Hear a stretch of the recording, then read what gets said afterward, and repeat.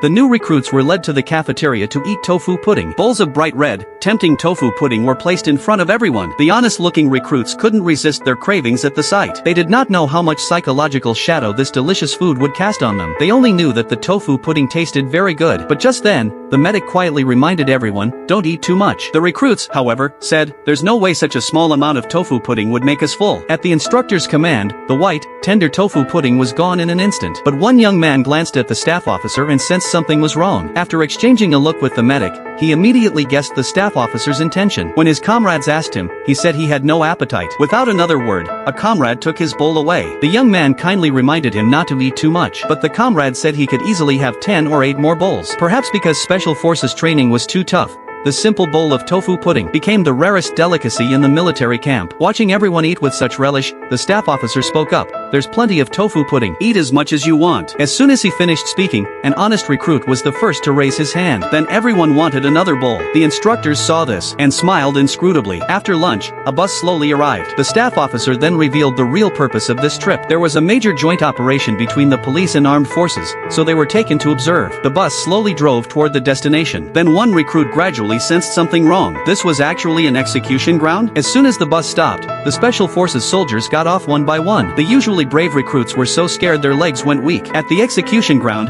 the instructors ordered all recruits not to close their eyes. They had to keep their eyes wide open and watch quietly. The moment the condemned prisoner was brought out, the young man suddenly noticed a flicker of light on a distant hill. His sniper instincts made him subconsciously step forward. The staff officer immediately became alert too.